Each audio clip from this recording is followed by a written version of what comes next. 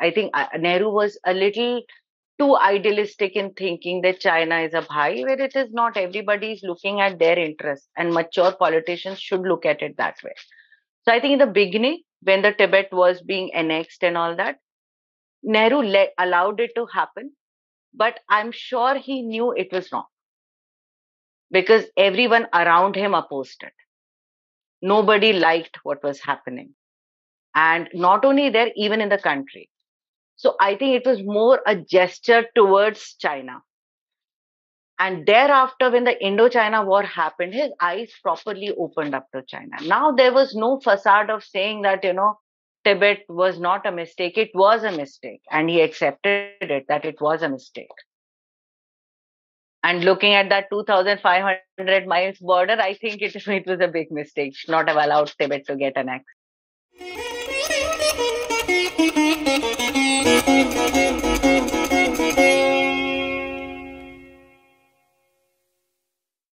Hello, everyone. This talk, we will go through selected sections of our father's book, Nehru's 97 Major Blunders. Nehru wasn't just any prime minister, he was the first prime minister of an independent nation. It was his and his cabinet's responsibility to build the groundwork of governments to come that could give its people a sense of security, of communal harmony, economic progress, and self sufficiency. The mistakes that were made by Nehru and his cabinet at this juncture, at this very ripe period in India's history when miracles could have been achieved. That was the level of motivation of both the government and the people, cost us heavily. And I think it's important that we stop glossing over the mistakes of our leaders, starting with Nehru, so that we can avoid repeating them. If we do not wear rose tinted glasses when viewing our leaders, whether of the past or current or future, then we can actually hold them accountable for what they are doing and what we expect our nation to move toward. At this point, I would like to share an interesting quote by Milton Friedman. He says, I don't believe that the solution to our problem is simply to elect the right people. The important thing is to establish a political climate of opinion which will make it politically profitable for the wrong people to do the right thing. Unless it is politically profitable for the wrong people to do the right people will not do the right thing either. Or if they try, they will shortly be out of office. There are these topics that we are going through: undemocratic elevation, Jinnah in Pakistan, economy, and the Himalayan blunders. I'll start with the undemocratic elevation, Jinnah in Pakistan. Mansi will be doing the economy part, and then I'll cover the Himalayan blunders. There are actually several blunders mentioned in the first part of my dad's book, but there is one blunder which kind of stands out, which is Nehru's undemocratic elevation as the first Prime Minister of India. This is from 1946, 29th April, and a lot of nominations were sent by PCCs, which had basically 15 PCCs, and out of them, 12 had voted for Sardar Patel. Only three, which is almost 20%, did not vote anyone. It therefore was a non contest. Sardar was the chosen man, and he was to be the president of Congress, and thereby, and whoever was supposed to be chosen as the president of Congress in 1946 was to become the prime minister of the country in 1947. So, as you know, Sardar Patel was the only undisputed choice. But few days before the nominations on 29th, Gandhi had kind of indicated his preference for Nehru, but still no PCC had nominated Nehru. And this was slightly unexpected for Gandhi. And Gandhi had actually prodded Kriplani to convince a few CWC members to propose Nehru's name for the party president. Kriplani was a Gandhian to the core, and he promptly and unquestioningly complied. He got a few to propose Nehru's name.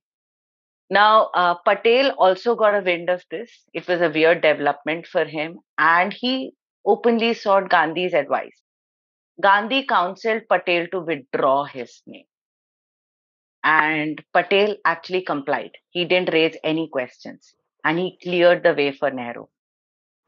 This is a very important aspect which shows characters of both the individuals, because during this time also, Gandhi had a talk with Nehru also, where Gandhi had told Nehru that, we none of the PCCs have nominated you.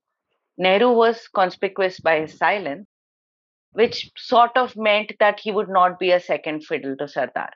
You have to understand Sardar was both senior in terms of age and experience, and he had done phenomenal amount of work since 1938. And he, on the other hand, complied promptly and didn't raise any question. Moving on. So, covered a few quotations from contemporaries, because see, we can always comment on the history, but we also have to see it as how the contemporaries talked about it, or how the contemporaries looked at it in retrospect. So Dr. Rajendra Prasad, he said Gandhi has once again sacrificed his trusted lieutenant for the sake of glamorous Nehru. And you have to understand, there were no major rivalries as such. I mean, keeping Nehru and Jinnah rivalry aside, but people in Congress at that time were willed good for each other. So they all went by what they think was right. Maulana Azad, he said, taking all facts into consideration. I'm explaining it verbatim so that, everything is as per what they themselves said. So taking all facts into consideration, it seemed Jawaharlal should be the new president. Accordingly, on 26th April 1946, I issued a statement proposing his name for presidentship. I acted according to my best judgment, but the way things have shaped since then has made me realize that this was perhaps the greatest blunder of my political life. This is Maulana Azad looking back and commenting on what went on and how he thinks proposing the name for presidentship for Jawaharlal Nehru was his biggest blunder. Thereafter, Acharya Kriplani. Acharya Kriplani, you have if you go back a few slides, you'll see it was Acharya Kriplani who had proposed that a few PCCs would nominate Nehru's name on Gandhi's guidance. So Acharya Kriplani said, I sent a paper round proposing the name for Jawaharlal.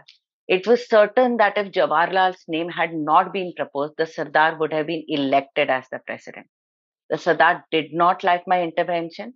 I have since wondered, as the General Secretary, I should have been instrumental in proposing Jawaharlal's name in deference to Gandhi's wishes in that matter. But who can forecast the future? On such seemingly trivial accidents depends the fate of men and even of nations. In fact, there is another quotation by Acharya Kriplani where he ends with, I am responsible for it and I am to blame.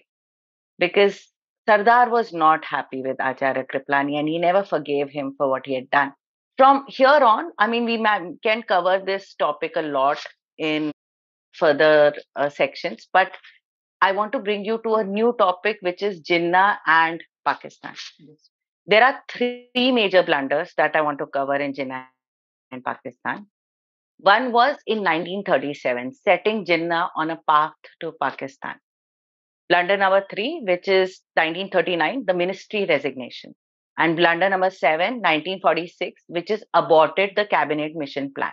We'll start with setting Jinnah on the path to Pakistan. Now, this is a very, very important thing to see, even from politics of the present day. Before the 1936-1937 provincial elections, Congress actually was not very confident of their win in the UP. And Nehru was also part of that UP setup where he was taking decision on what to do, what to not. And he was also the Congress president then. At that time, they planned that they will perform a suitable coalition with Muslim League. Now, it was pre-election coalition, which was discussed. And so they did not know what the result is going to be at that point. They fought and won. But after the elections, the Congress realized that it could actually form the government on its own completely. And it started to put unreasonable conditions on the Muslim League.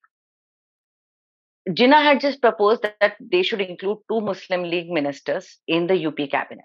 Nehru, who was a Congress president then, put forth an amazing condition, which was quite arrogant of him, that league legislatures, which is the Muslim League legislatures, must merge with Congress, which actually was a death knell for the Muslim League. You are actually asking them to completely wipe themselves out.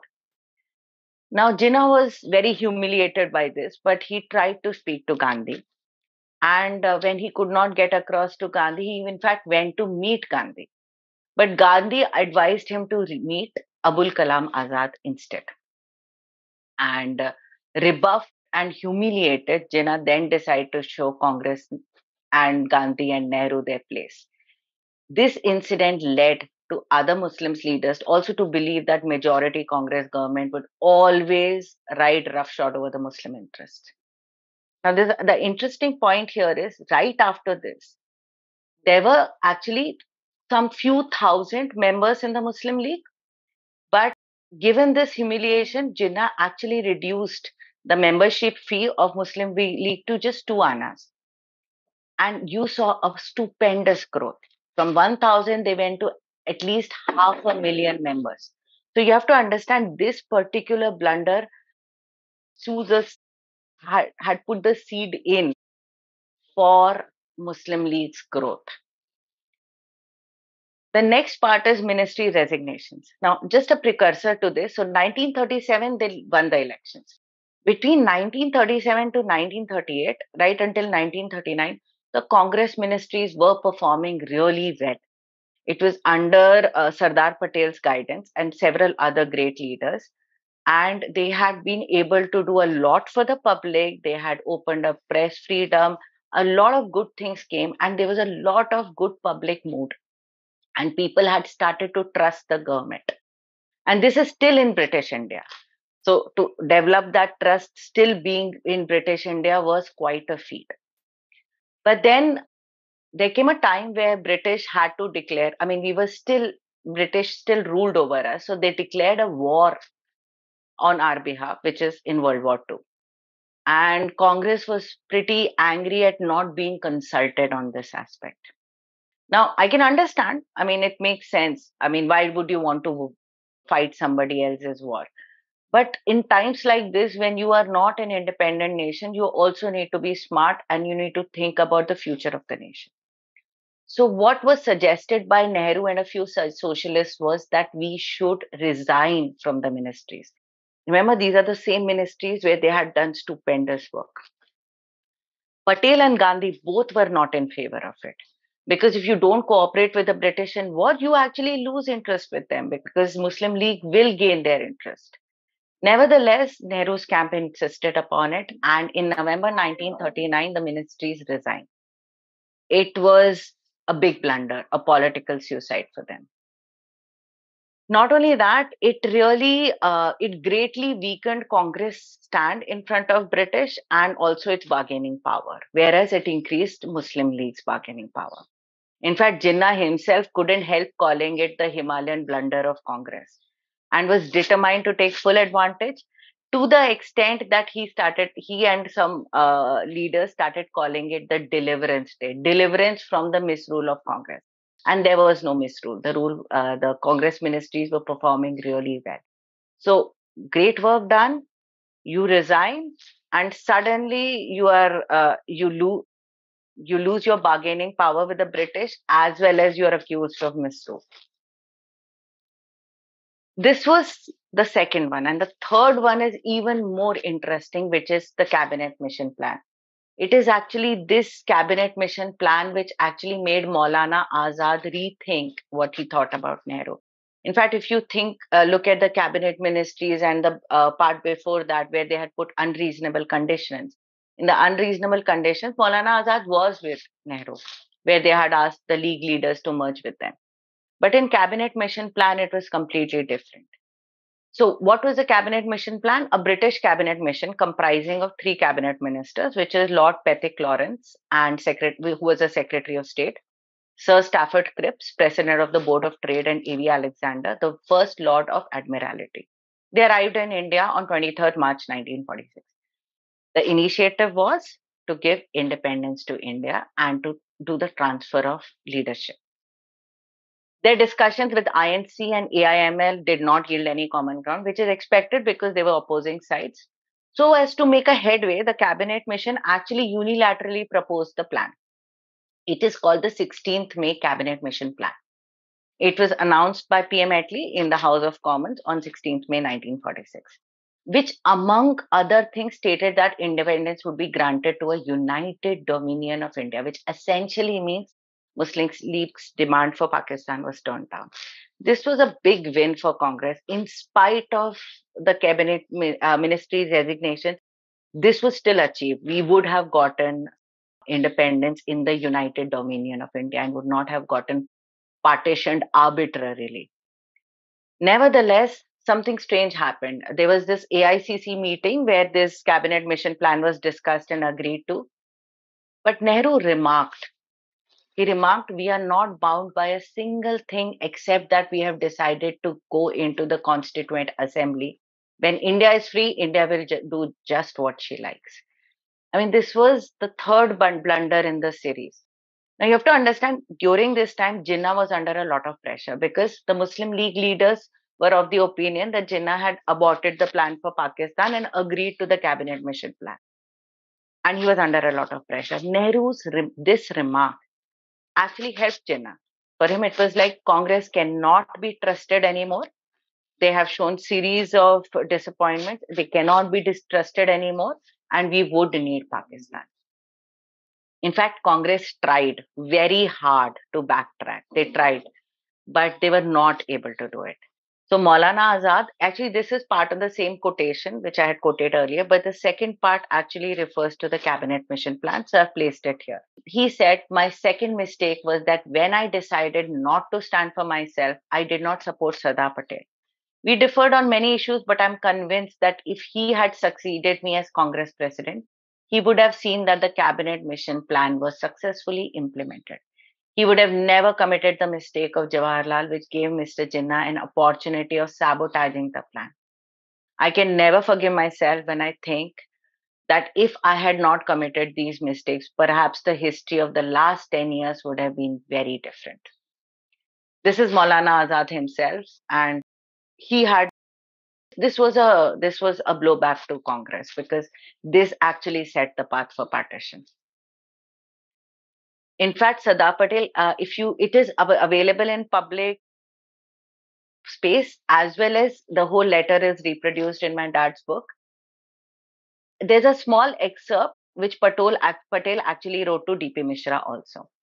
And this goes like this. And Patel was usually not speaking too much on these matters publicly, but he wrote to DP Mishra. Though President, who is Nehru, has been elected for the fourth time, he often acts with childlike innocence, which puts us all in great difficulties quite unexpectedly. We have good reason to be angry. Remember, DP Mishra was angry. A lot of Congress people were angry because of this mistake. You have a good reason to be angry, but we must not allow our anger to get better of ourselves. He has done many things recently which have caused us great embarrassment. His action in Kashmir, his interference in the Sikh election to the Constituent Assembly, his press conference immediately after the AICC, all facts of emotional insanity, and it puts tremendous strain on us to set matters right. So you have to understand, even though Sardar understood these things, he was still telling his friend and colleague to not to get anger, anger get better of themselves, and still trying to go ahead, still trying to mend ways somehow. So I would end this, the Jinnah and the Pakistan part. I think rest we know is history. The country was divided, and we had the most gruesome riots ever in the history of India. Because while many people think in the hindsight it's okay, we got partition, but if you see it from people at that from their viewpoint, it was a horrendous mistake, and India had to pay a lot in terms of human lives. We would now like to cover economy, which my sister Mansi will cover. So let's talk a little bit about economy. I'm going to talk about two blunders that are covered in this section. How Nehru's policies throttled industrialization, and the other side of the coin also neglected agriculture. The newly minted independent India had a lot going for it. We had tremendous natural and water resources. We already had a colonial legacy where we had a setup for defense, military. There was a trained bureaucracy in place who knew how to work the nation. Industries and infrastructure existed.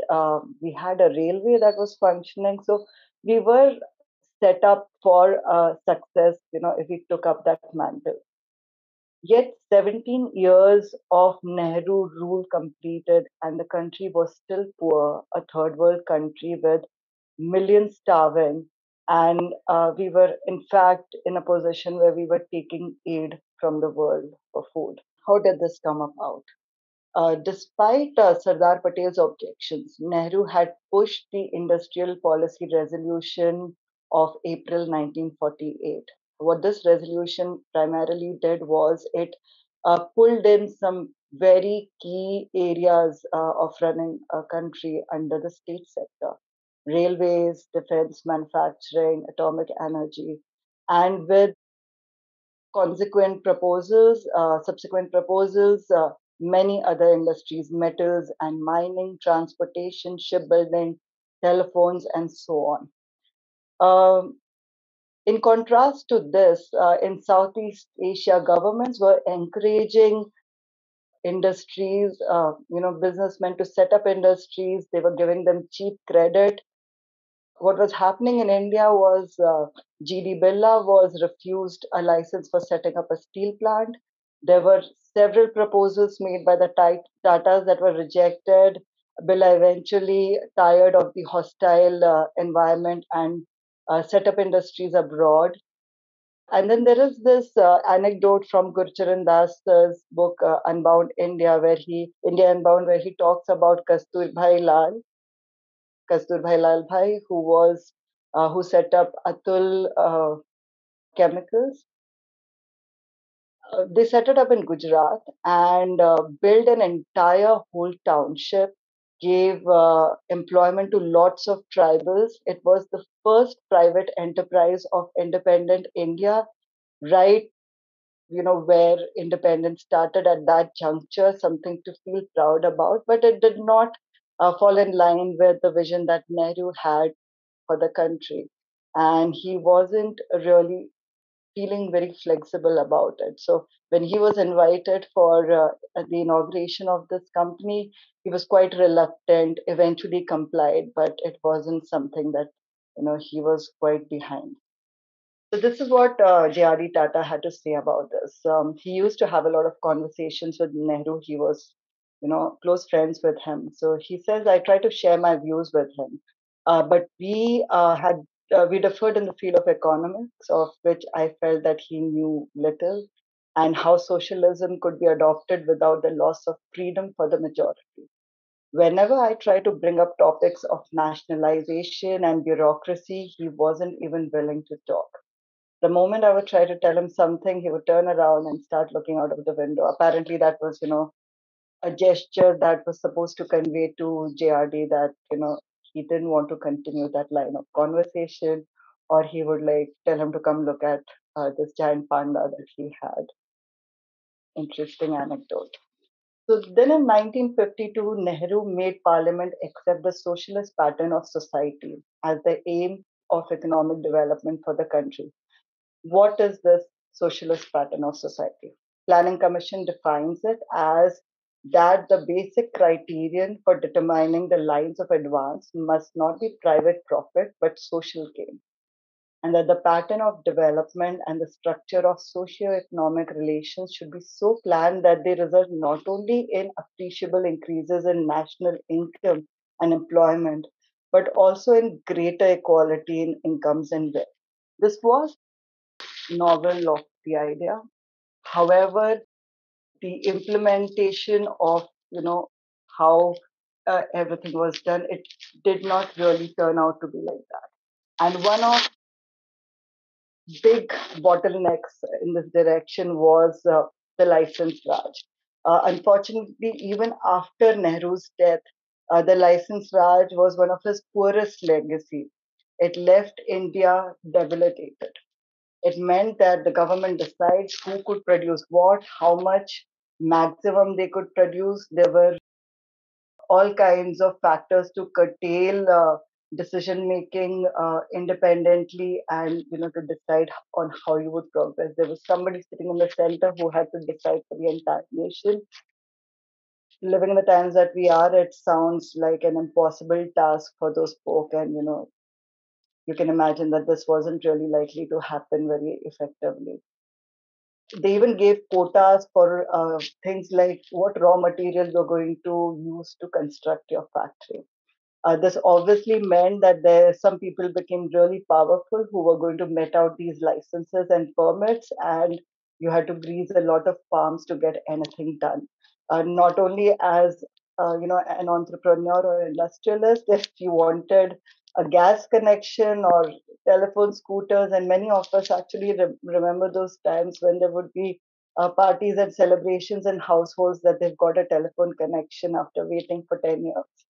So and I mean, we started off with industry already in place, and decades later, even in the 80s, that's where we were at.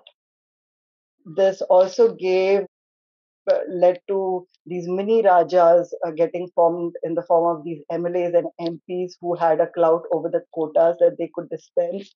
So, if you had the right connections, you could probably get some of these things faster. And ultimately, something much worse happened.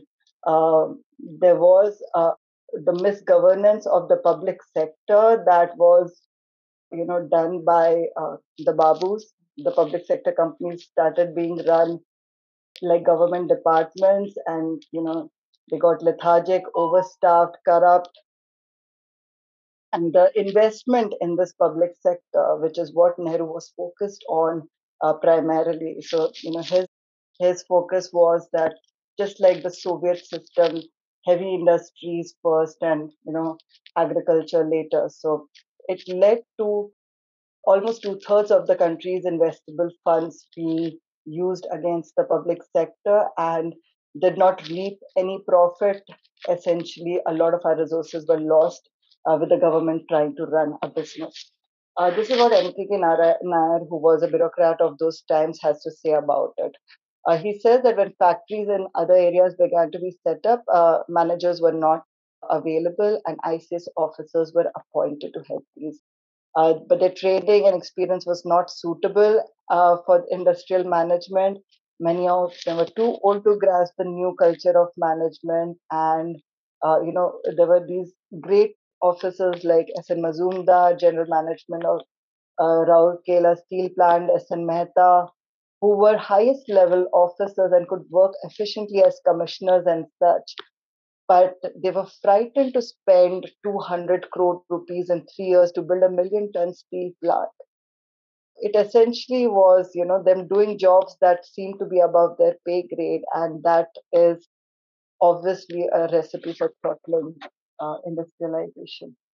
You would imagine that, you know, this kind of a socialist approach would also trickle down to agriculture, but very interestingly, Nehru's policies were not socialist when it came to agriculture. And a lot of countries who were starting out alongside us, like Japan, actually took the route of first concentrating on agriculture and universal education rather than the Soviet route of focusing on heavy industries. And in fact, eventually it was seen that the Soviet nations suffered famines because of the way they went about, and it affected India as well, as we all know.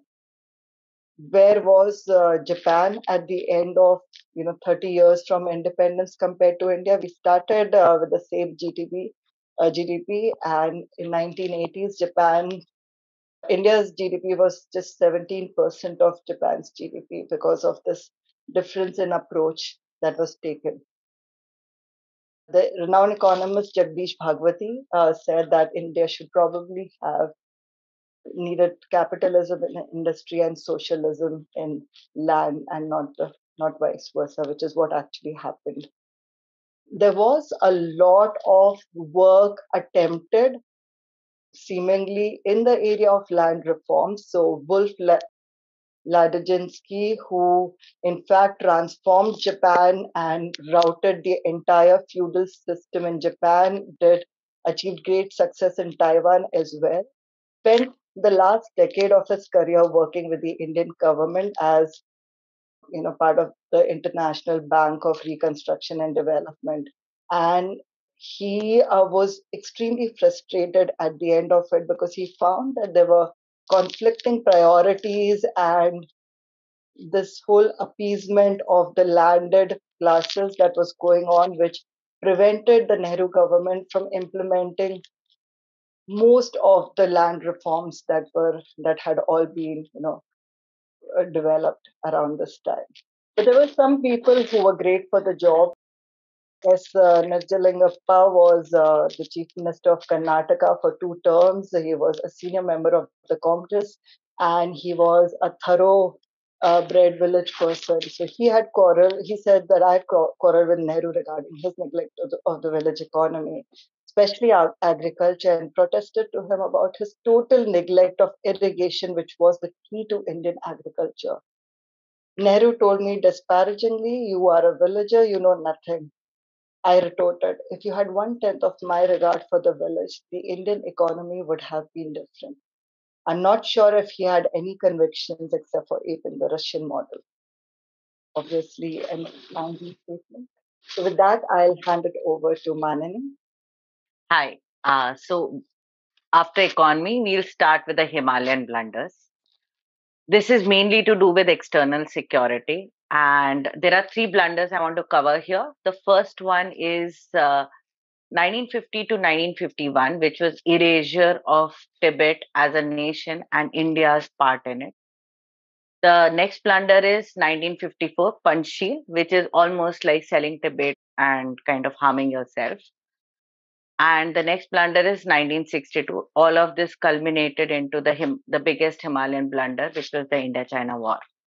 So there is a very good letter Sardar Patel had written to Nehru also, where he explained his reservations on China, how our foreign policy should be.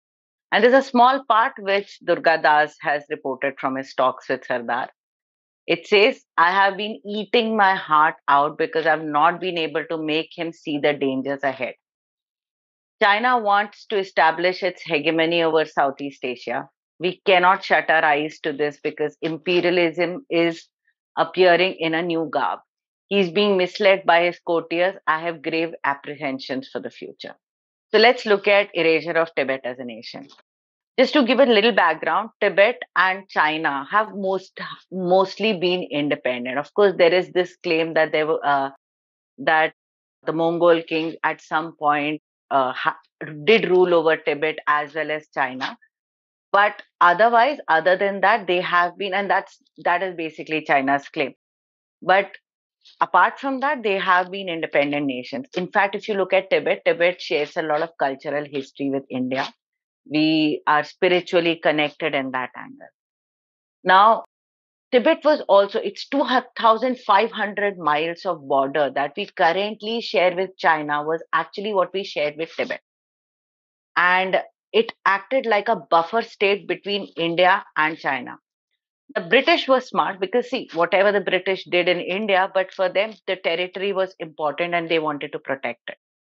So they had several talks with China right from late 1800s to early 1900s. And throughout the discussion was that nobody will rule over Tibet. Tibet will remain an independent country, and both China and Britain will try to ensure that it happens that way.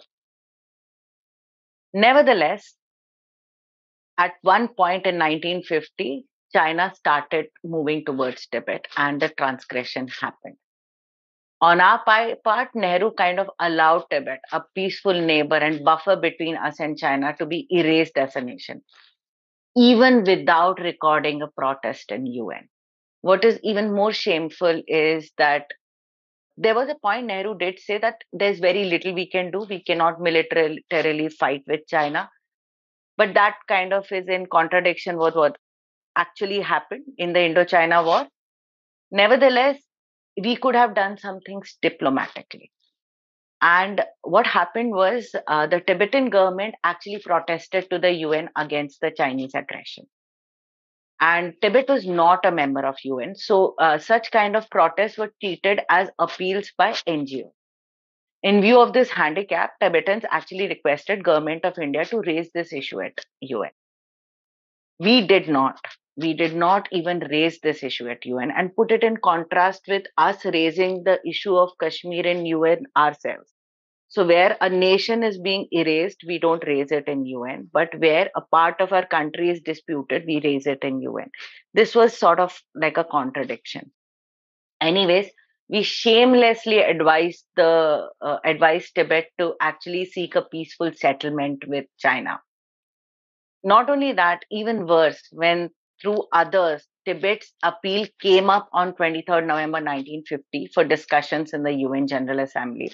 We opposed the discussions on a very flimsy ground that India had received a note from China that matter would be resolved peacefully.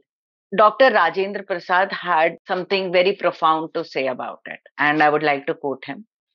I hope I am not seeing ghosts and phantoms, but I see the murder of Tibet recoiling on India. He had also written, in the matter of Tibet, we acted unchivalrously, but even against our interest in not maintaining the position of a buffer state for it, had thus exposed the frontier of 2,500 miles to the Chinese. I have very strong feelings about it. I feel that blood of Tibet is on us. But the Prime Minister does not like the name of Tibet to be mentioned even now and regards any mention of its liberation as manifest nonsense. I think at some point Nehru did think, I mean, it's not a documented fact, but it was always an idea that he was generally okay with China taking over Tibet because of his communist leanings, though none of it is corroborated. Thereafter, the next thing happened. So Tibet as a nation got erased and India did nothing about it. And then came the death knell, which was Panchsheel. Panchsheel was almost like selling Tibet and harming yourself. So the Panchsheel Agreement is actually titled as Agreement on Trade and Intercourse between the Tibet region of in China and India. So when it says Tibet region of China and you sign such a trade agreement, it essentially means we have accepted that Tibet is a region in China. And India actually never really gained anything through the agreement. All the benefits were accrued to China. It sounds a little bit like Belt and Road Initiative, where all the benefits are on one party and the other party simply has to do something, simply has to invest or let go of some things. S.K. Verma in 1962, The War That Wasn't, he wrote, the Panchsheel Agreement signed between India and China reflected Nehru's idealism that was far removed from the world of real politics. At that stage, India had at least held some cards. The most important, perhaps, being the physical access to Lhasa. Nehru chose to discard them without getting in return any concession from the Chinese in Tibet. Not only that, government of India then began to hide from its own people the Chinese transgressions on the border. Speaking of border, I'd like to mention one thing. India and China, the border was the McMahon Line, and McMahon Line was simply drawn by a British officer without putting much attention to the terrain around there. And in fact, China, several times in 1950, in 1954, in 1960, they had talked about it. They said we should settle borders. In fact, in 1960, Zhou Enlai had settled the borders with Nepal and Burma, and they had also come to India. And Nehru just refused to discuss the point. He was adamant on the fact that it is the McMahon Line, which is the India China border. There is nothing to discuss. But now hold it in contrast with what happened in Tibet. Now, on that side, you actually saw the transgression happening into Tibet, an entire nation being swallowed. And the fact that you starting to have a 2,500-mile border with China now. How do you not think of settling the borders? And if you are going to sell Tibet and sign Panchsheel, the least you could have done is ask for the border to be settled and taken some concessions there. But it was not done. Nevertheless, Walter Crocker in Nehru, a contemporary's estimate, wrote India step by step renounced the hard won special position in Tibet, which Britain had bequeathed to her. And she accepted Chinese suzerainty in principle and Chinese sovereignty in fact. Nehru dismissed the notion of Tibet as a buffer state, a buffer between whom, and described India's previous special position there as an outmoded relic of imperialism. India's renunciation was sealed in series of Sino-Indian agreements, the most important being the Agreement on Trade and signed in 1954, which is called as Panchsheel. So not only did we not settle our borders, we signed the Panchsheel, which was a death knell for Tibet. It was an official acceptance that yeah, now Tibet is part of China. Thereafter, something interesting happens, but I'll first go through some quotations. So Acharya Kriplani also had something to say. He said, "This great doctrine, which is Panchsheel, was born in sin because it was enunciated to put the seal of our approval upon the destruction of an ancient nation which was associated with us spiritually and culturally. It was a nation which wanted to live its own life and it sought to have been allowed to live its own life." Dr. B.R. Ambedkar also spoke about it. He said the Prime Minister has practically helped the Chinese to bring their border down to the Indian border. Looking at all these signs, it seems to me that it would be an act of levity not to believe that India, if it is not exposed to aggression right now, is exposed to aggression. Exactly the point that I was making. You lose the 2,500 border with Tibet, which is basically your buffer area. They would have to cross over from Tibet to actually reach your borders, and now you've opened it up for the Chinese. But what happens after this is even more contradictory. So now here we are talking about India playing it safe with China. India saying, we don't want to go to war with China. We don't want to fight for Tibet. We don't even want to raise our voice in UN lest we offend China. But at the same time, something weird happened, and I think this is only my assessment. I think it also happened because during this time after Panchsheel was signed, and you must have seen so many people actually spoke about it. In fact, there was an organization formed which spoke about Tibet in India. And I think Nehru was under pressure to show that he was not soft on China. But, when you're passive and you want to become assertive, sometimes people become aggressive, which is a weird thing. You become aggressive and then assertive. And something like that happened on the India China border. I'll start with that now. Now, India and China for thousands of years never fought a war. And we kind of broke that record with something weird called as the forward policy.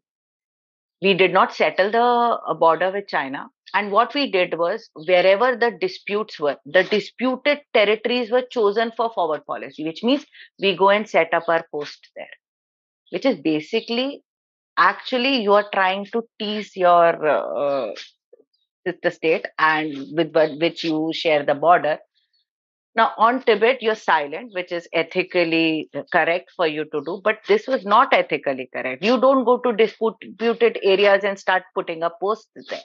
I think in the last few years, we've criticized China a lot on doing that exactly, right? And this is what we were doing, that we were actually setting up posts there. So Nehru's policy, forward policy, and his failure in settling the borders resulted in India-China war and its consequent human, financial loss, besides the loss of face for India and Indians before the international community. Now, we are not really talking about what China had in mind. There will be parts that I'll cover just after this slide, but we're just looking at India's stand. From India's stand perspective itself, it's wrong. The Nehru Krishna Menon deciding to unilaterally fix India's border with China. Unilaterally, because you're not talking to China, you're just setting a post there. India went ahead with its plan of physical presence on the frontiers. It began building up forward checkposts under its harebrained forward policy, which was actually a bluff masquerading as a military strategy. And there were some military generals who did oppose this, and there were who did not say much, but everybody knew it was wrong. There were just few who did not speak up so as to not to offend the political masters. In fact, when we had built up all these posts, China had started retaliating. And one of the reporters queried Nehru on this, and Nehru gladly declared at the airport on 12th October 1962, on his way to Sri Lanka, that he had already ordered the armed forces to clear the Chinese from Nefa. And during this period of tension, Nehru was in Sri Lanka, the foreign minister was also outside, and all of this was happening in the country. The question is, does one give operational orders publicly? Do you say, like, you're going to drive out the Chinese from your borders, even if that is what you intend to do? I mean, that's warfare. You don't declare these things. So it looked like it was for the audiences. Mature nations and mature leaders are not expected to indulge in empty bluffs. There was no worthwhile plan to evict the Chinese or to resist them if attacked. And we saw it eventually, the way we lost the war. Now, this is something interesting from Cloud RP's book. It is Will Tibet Ever Find Her Soul Again? So Mao commented, since Nehru sticks his head out and insists on fighting us, he's talking about the forward force. For us to not to fight with him would not be proper. Courtesy, emphasis, reciprocal. Zhao Enlai, he said, we don't, this is Zhao Enlai who had visited India in 1960 to clear out the borders. That, let's discuss it and let's settle the borders once and for all. And that request was turned down. So he responded, we don't want a war with India. We have always strove in direction of avoiding war. We wanted India to be like Nepal, Burma, or Mongolia, that is, solve border problems with them in a friendly fashion. But Nehru has closed all the doors. This leaves us only with war. As I see it, to fight a bit would have advantages. It would cause some people to understand things more clearly. It's a jibe at Nehru that it would allow some people to think more clearly. Mao agreed. He said, right, if someone does not attack me, I won't attack him. If someone attacks me, I will certainly attack him. Mao directed, first the PLA had to secure a victory and knock Nehru to the negotiating table. And second, Chinese forces had to be restrained and principled. So now, if you look at this entire episode, you might think that we were the aggressors and China was not. I would not want to get there because China has its own unique policy. What they had in mind versus what played out in public, we would never know. But it could very well be China, playing up India, first trying to get debate, then Panchsheel, and then trying to discuss borders, though they know we were not going to agree on it, and finally playing this game. Okay. But nevertheless, from the look of it, for all the countries, this is what was playing out. This is what the international community thought about India-China war. Nevertheless, something interesting happened thereafter. This is basically my last slide on the Himalayan blunder, which is India-China war. It's a very important slide, but I'll quickly move through it. There was a quid pro quo between China and USSR. This is very important because in 1970s, when Indira Gandhi had the Pakistan war, the Bangladesh war, she had USSR firmly behind her. But this is not the case in India-China war. What had happened was USSR was wanting the support of China in Cuba, and Mao cunningly, carefully chose the timing of the attack to coincide with Cuban Missile Crisis, which means when push comes to shove, USSR would have sided with China. This is written by Henry Kissinger in On China. Nehru and Krishna Menon had been traditional critics of USA. Yet, the times were so desperate that Nehru had to send the SOS to the US president. The country he had always been criticizing, requesting arms and air support. What was more, Nehru wanted US Air Force to be deployed and to fight for India. However, the help of US Air Force was eventually not required as China declared unilateral ceasefire on 21st November 1962. President Kennedy's statement interestingly came just 2 days earlier, and it could have played into why China declared a unilateral ceasefire. And it said China would be forcing the hand of the president of the US if they advanced any further, and this might have been one of the factors in China's decision to ceasefire.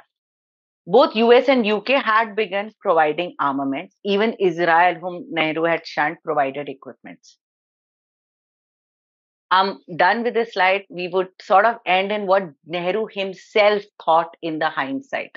So after 62 war, S. Gopal wrote, who was Nehru's official biographer, things went so wrong that had they not happened, it would have been difficult to believe them.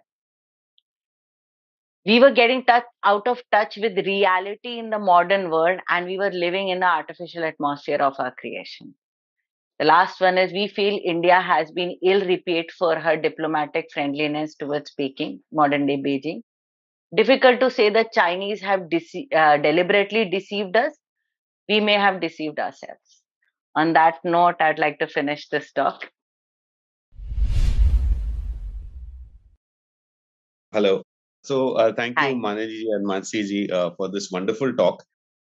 And I'd been through some of Puranik sir's works as well. So really appreciate the opportunity to hear directly from you. I was always curious about V.K. Krishna Menon's role in all of this, because a lot of the foreign policy blunders which you had so elaborately explained Correct.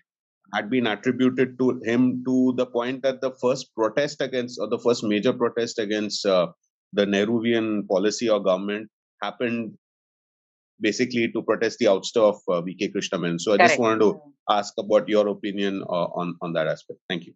See, I think if you look at it, both Nehru and V.K. Menon, both of them were basically socialists, and they had their Soviet leanings. Now, it's understandable because at that time, nobody knew how communism would turn out, how those countries will eventually pan out, right? So everybody was very gung ho about their ideas of equality and how the state should know everything and state should own everything, the way Mansi has explained. But without the prime minister's backing, a foreign minister or a finance minister cannot do great things or bad things. And which is why I think Nehru had a part to play in that as well. Because if you're the prime minister, you have a part to play in what happens in the finance ministry, in the foreign ministry, or in defense ministry. Does that answer your question, Mohit? Yes, ma'am. That actually does, and I have a second part to it. So you Yeah. had also mentioned, I mean, both of you had kind of alluded to Nehru's communist leanings, right? Which was not what was projected during pre-independence era. While he had socialistic, communistic leanings, it came out to the fore more during governance as opposed to before that.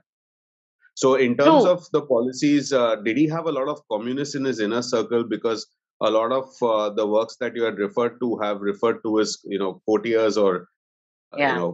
court jesters, whatever you call it is the Yeah. appropriate terminology. Did he have a lot of Yeah. communists embedded in there? And do you think they were sort of planted, or it was just Yeah. Let endemic? me put this in context. Okay. The context is, like I said, communism was on a rise then. Nobody had seen the bad effects of communism, which is why a lot of leaders at that time, in fact, if you would go back and see the communists, the Congress, the RSS, they used to talk to each other. Nothing was taboo as such. And I think people within the Congress knew about Nehru's socialistic leanings.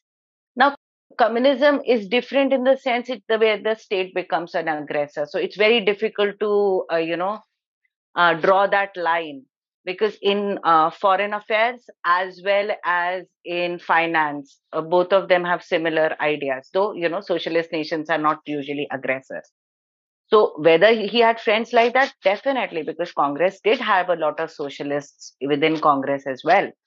And it would not be wrong to say that there were socialists within RSS as well. So socialism itself was not looked down upon, but it was argued and you discussed those things. So I don't think it was a hush hush thing, but it started panning out during the time he was the prime minister. It started materializing, because that's when you see those things actually in action. And then you say, okay, this is what he did and this is what was wrong. One on Tibet and on other matters, did Nehru's stance change after the 62 war? I think in after 62, because he was trying to avoid any confrontation with China, thinking of that Hindi chini bhai bhai. Those things don't actually happen in real politics. I think Nehru was a little too idealistic in thinking that China is a bhai, where it is not. Everybody is looking at their interests, and mature politicians should look at it that way. So I think in the beginning, when the Tibet was being annexed and all that, Nehru allowed it to happen, but I'm sure he knew it was wrong because everyone around him opposed it. Nobody liked what was happening. And not only there, even in the country. So I think it was more a gesture towards China. And thereafter, when the Indo-China war happened, his eyes properly opened up to China. Now there was no facade of saying that, Tibet was not a mistake. It was a mistake. And he accepted it, that it was a mistake. And looking at that 2,500 miles border, I think it was a big mistake. Should not have allowed Tibet to get annexed. So, two aspects regarding this. One, initially when Tibet was annexed, there was a question raised in the UN about human rights violations and all, and Nehru actively blocked it and got it Yes. shelved. Number Yes. two, at that time, there were Jan Sangh and a lot of organizations held many demonstrations all over India, but Correct. apparently the government did not take an action. Yeah, absolutely. The government was determined. Like I said, when the UN thing came up, India did not go to the UN with Tibet's case, but it came through other people. And when it came up, India said India's blocking strategy was what? We are opposed to it because China has sent us a note that they will peacefully settle the issue. They called it China's internal matter. Yes, exactly. I feel that a lot of these free Tibet demonstrations, I have been a part of it in Dharamshala Okay. once. So they are kind of futile, because you Yes. are in a non-hospitable country. Yeah, I think India, the country itself, I mean, I'm leaving the politics aside, the country itself is hospitable. We have great cultural links, and I think they feel at home here. But of course, they feel wrong. I've been to Dharamshala as well. You're scared to mention this in front of any Tibetan because we were actually, like Rajendra Prasad said, we have blood on our hands. I wondered where this notion came in Nehruji, where he thought Hindi Chini Bhai Bhai, but didn't feel a similar sentiment towards Tibet, given they are socio-culturally so similar to us. Yeah. Okay. So I think now this is conjecture. Okay. Not that I have researched it or something, but this is my conjecture based on what I've read. Like I said, communism was on the rise. It was the popular system which a lot of leaders were looking at. Okay. It was the idealistic setup. I think it kind of overruled everything else, your cultural, your spiritual ties, etc. Because you believe in one idealistic setup. That was one. Second, I think why this is a bit of a contradiction that I've not been able to resolve either. Like on one side, you don't want to fight with China. On the other side, you go ahead and have a war with them. So I'm not very clear there. What was the bhai bhai there? Because you go and take their forward post. That's not a bhai bhai behavior. Neither is not settling the border. When they've been talking to you, let's settle the border. So I'm not sure. It was a interesting interplay of foreign policy and the original part, the Hindi Chini Bhai Bhai, was only applied to basically Panchsheel and the erasure of Tibet. After that, I'm not so sure. After that, taking those forward posts just did not make sense with that idea anymore. Nobody is saying Nehru did not do good things, but and there are in fact a lot of books which document all the good things done by Nehru. My father's book is focused on the blunder, and the focus is not on a person. It's not about bashing Nehru. It is about understanding what those blunders were and how not to repeat them. So I agree, there are a lot of great things that Nehru did do, but we are currently focusing on the blunders. But that does not take away from the fact there were good things done. And just like you said, whether it's Gandhi, Nehru, Patel, everybody is in shades of gray. Nobody is perfect. But how do you look at leaders? You look at leaders based on a scorecard. You look at them from the point of view of economics. You look at them from the point of view of defense, etc. And we as public have the right to judge them so that later on, when we actually choose our leaders, we choose them wisely. We are not making any commentary on their personal life at all. It's only focused on why and what leaders should do and what modern day leaders should learn from history. Like he said, that no discussion about Nehru is complete without discussing Gandhi. The undemocratic rise to the presidentship of Congress. Actually, it was Gandhi who supported it. And my question is, why didn't Sardar Patel and the other leaders oppose it later?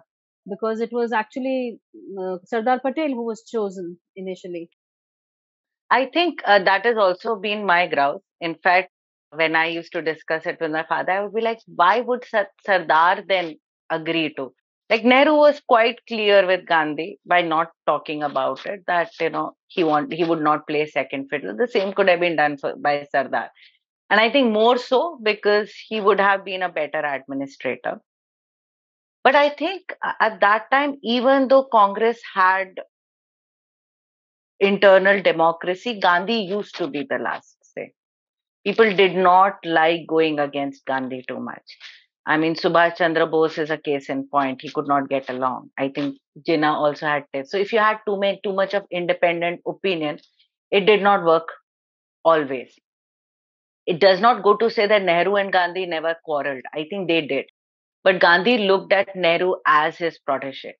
Now, it might seem alien to me in this time and age, but probably in that time and age, people thought they could nominate their own proteges, which I think is absolutely wrong. You have to take the senior most, the most experienced, and the person for the job. I mean, if you build a company, your CEO is not going to be your wife, it's going to be somebody.